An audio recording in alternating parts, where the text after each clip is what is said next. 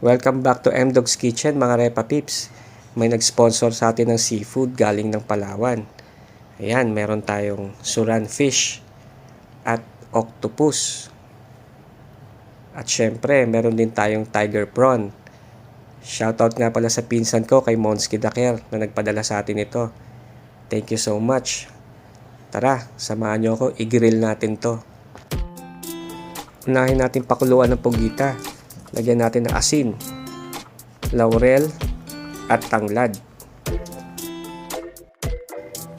Tapos lagyan natin ng dalandan fruit soda or any soft drinks na gusto nyo.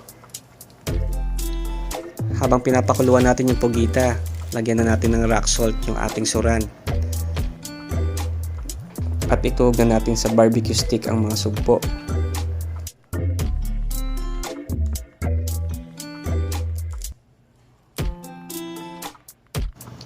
Para sa marinade, nag-melt ako ng butter. Tapos ilagyan ko ng garlic. Lagyan natin ng salt, pepper, dried thyme, chili flakes, and lemon juice.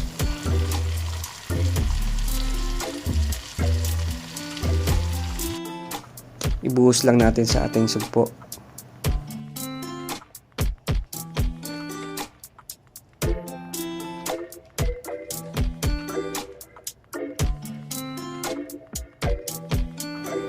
Yan, set aside muna natin. Balikan natin ang ating pugita kung malambot na.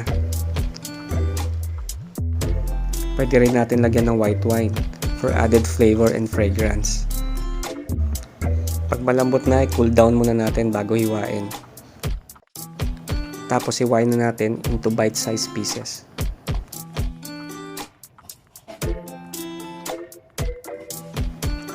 Pagkatapos hiwain, lagyan natin ng olive oil,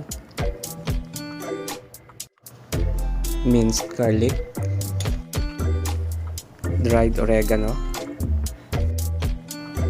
salt, pepper, chili garlic sauce or chili oil,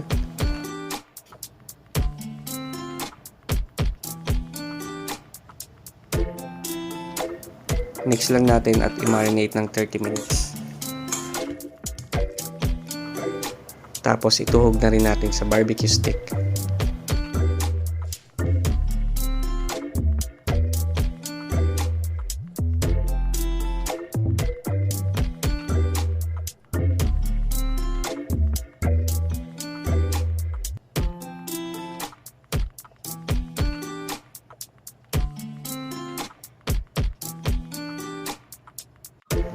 Ready na mga pang-ihaw natin.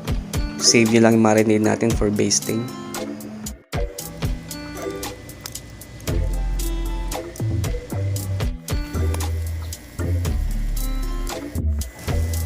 Baste lang natin from time to time para hindi mag-dry.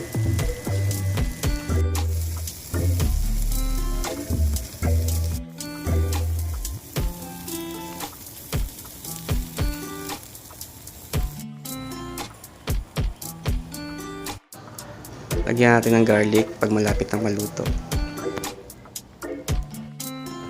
Then squeeze natin ng lemon.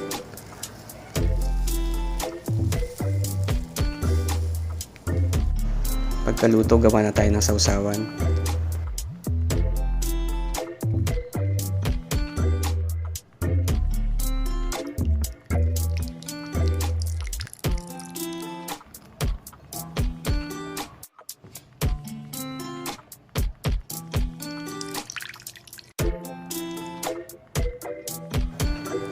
Alright, ready na ang ating grilled seafood.